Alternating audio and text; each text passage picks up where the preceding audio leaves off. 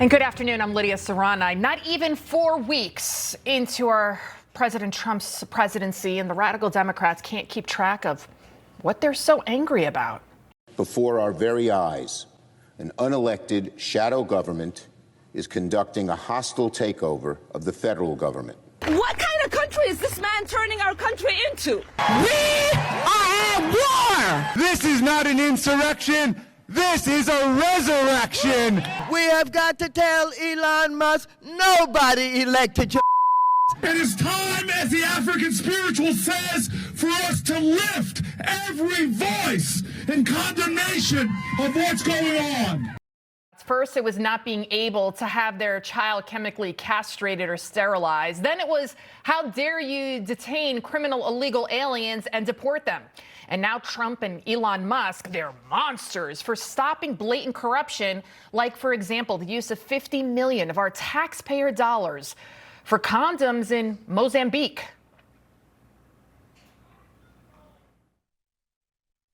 But we begin tonight less than 3 weeks into this new administration, and we are already facing what is rightfully being described as a constitutional crisis. Yeah, listen, I think this is the most serious constitutional crisis the country has faced, certainly since Watergate. We've got our toes right on the edge of a constitutional crisis here. Warnings tonight of a constitutional crisis brewing as Trump, Vance, and Elon Musk are all openly questioning the power of the courts.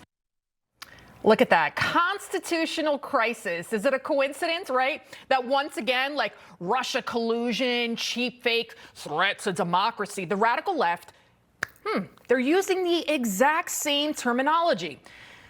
Make no mistake, this is all a coordinated effort with the media, of course, to brainwash Americans into believing the lies they are consistently spewing. If Donald Trump announced tomorrow that he was selling the United States to Vladimir Putin personally and that we will now be owned by the Kremlin, every single Republican would say, yes, sir, and vote for it. We already have seen their behavior. We've stopped, I think most of us have stopped expecting any different behavior from them. Look at this. Really? This is straight up psychological warfare being waged by the left. It's one thing for Joyless Reed, you just saw her right there, to say something so ridiculous because, after all, she's trying to get ratings. She wants to stir up the crazies. But it's another for a member of Congress, the man sitting right there, the House Minority Leader Hakeem Jeffries, to just nod and sit there while she spews these crazy lies. And then he actually agrees with her. And listen to what Jeffrey says here when asked if New York City's Mayor Eric Adams should step down after the Department of Justice officially dropped its bribery case against him. Is he compromised? I think that's a legitimate question to ask, and he's going to have to answer that question sooner rather than later, not just through his words, but through his actions. So now there are questions that Mayor Adams is compromised. Now there are discussions by New York Governor Kathy Hochul and Attorney General Tish James to remove Adams as mayor. So at this point, there's a number of discussions going on.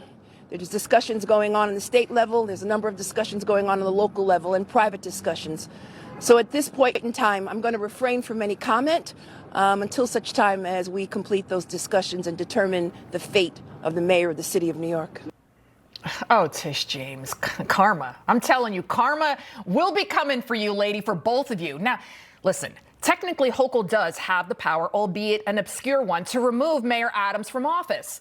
She dropped the bombshell that she's actually contemplating doing this on MSNBC.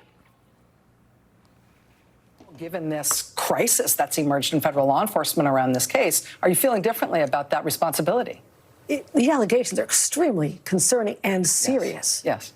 But I cannot, as the governor of this state, have a knee-jerk, politically motivated reaction like a lot of other people are saying right now. I have to do it smart, what's right, and I'm consulting with other leaders in government at this time. Oh, here we go. Here we go. Now the allegations are serious. Notice the word crisis again.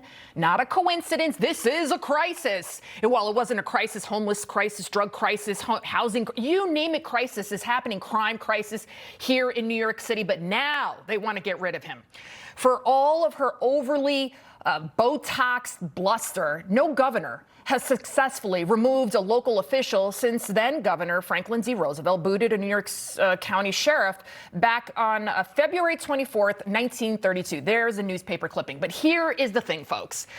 I work here in New York City. I was born in New York City, born and raised in the Bronx. And I can tell you Adams is not a good mayor. He's not a great mayor. Like I said, crime is up, homelessness. The city is a mess. People are shooting up on the streets. So if you wanted to remove him, why didn't you do it when he was doing such a bad job? But to remove him now from office because the federal government dropped the case, this is totalitarian regime stuff here.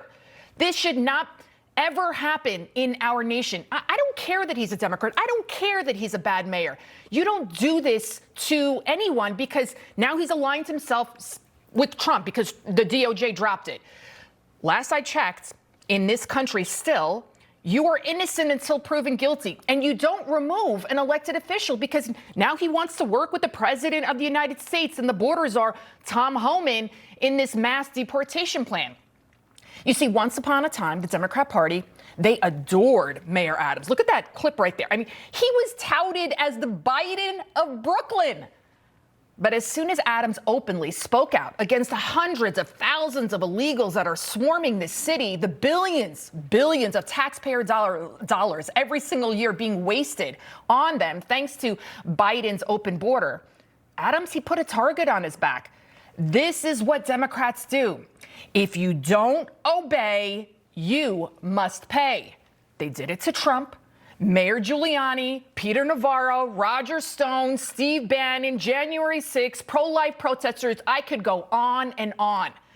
And now they're trying to destroy Eric Adams and, of course, Elon Musk.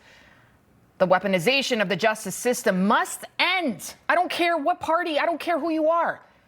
Lady Justice has a blindfold on for a reason.